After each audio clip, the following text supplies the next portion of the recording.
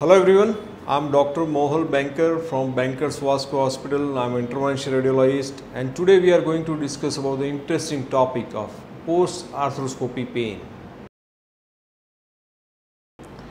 Arthroscopy कई सारी reason की वजह से पेशेंट्स में होती है, मिनिस्कल टेयर हो, लिगामेंट रिपेयर हो, देयर आर मल्टीपल रीजंस कि उसके लिए आर्थ्रोस्कोपी के लिए पेशेंट को जाना पड़ता है।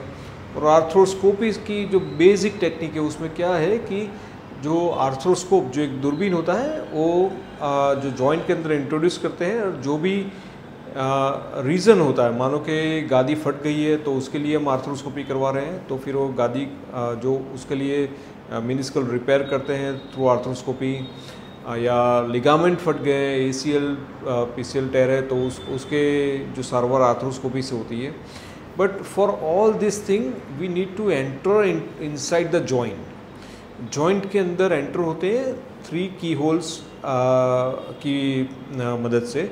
जॉइंट में हम जो आर्थ्रोस्कोपी सर्जन है वो 3 होल करते हैं और उसमें से जॉइंट के अंदर एंटर होके फिर जो इंडिकेशन है उस हिसाब से ट्रीटमेंट करते हैं। Now there are lots of patients we have encountered कि आर्थ्रोस्कोपी के बाद उनको पेन होता है और पेन कई सालों तक चलता है।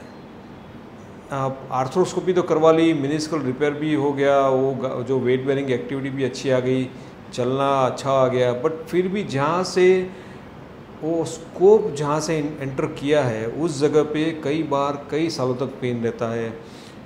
विंटर में थोड़ा पेन बढ़ जाता है या कोई ना कोई प्रोवोकिंग फैक्टर रहता है जिसकी वजह से उसको पेशेंट्स को माइल्ड टू मॉडरेट पेन महसूस होता है। और वो भी जहाँ से site of entry of arthroscope, जहाँ से पंचर किया है, होल किया है आर्थ्रोस्कोप को एंटर करने के लिए, वहाँ पे। And this is very very common. So उसके लिए क्या किया जाए? उसके लिए हम ये Japanese technique geniculate artery embolisations करते हैं कि बेसिकली आप जो पूरा का पूरा फंडा समझेंगे तो क्या है कि आर्थ्रोस्कोप की वजह से हमने आर्थ्रोस्कोप एंटर करने के लिए जो टिश्यू कट किया, वो टिश्यू कट किया, तो जब भी हम आर्थ्रोस्कोप रिमूव करेंगे उसके बाद वो टिश्यू हील होना चाहिए। And the healing process is start with the inflammation. Inflammation is a very very important tool for the healing. So tissue healing के लिए inflammation शुरू होता है, बट जो हमारी बॉडी की जो सिस्टम है, जो हीलिंग प्रोसेस है, वो 3 महीने के अंदर कोई भी जो हीलिंग है वो 3 मंथ्स के अंदर सबसाइड हो जाना चाहिए, कंप्लीट हो जाना चाहिए।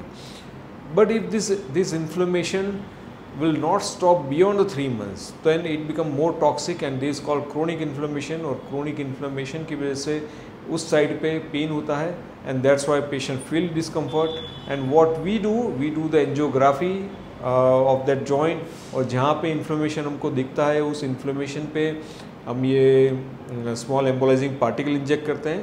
और ये embolizing particle इंजेक्ट करने के बाद ये इन्फ्लेमेशन के लिए जो जवाबदार साइटोकाइंस के केमिकल्स हैं वो उसकी रिलीज जॉइंट के अंदर और इन्फ्लेमेटरी टिश्यू के अंदर रुक जाती है और इसकी वजह से पेशेंट को पेन में रिलीफ देखने को मिलती है। उसके अलावा हम प्रोलोथेरेपी भी देते हैं। Prolotherapy is very good for milder version of the inflammation. Inflammation बहुत ज़्यादा नहीं है, 1-2 पॉइंट पे ही है और पेशेंट की कंप्लेंट भी बहुत ज़्यादा नहीं है। सो उसके लिए प्रोलोथेरेपी के इंजेक्शंस बहुत ही इफ़ेक्टिव रहते हैं। सो पोस्ट आर्थ्रोस्कोपी पेन से अगर आप पीड़ित हैं तो हमारी ये जापानीज टेक्निक है, उससे आपको पेन चला जाएगा और वो भी बिना कोई सर्जरी से, बिना कोई एनेस्थीसिया और टाँके बिना। So hope you understand this topic very well. If you have any kind of question to ask me, I would be very happy to give you answer. Thank you.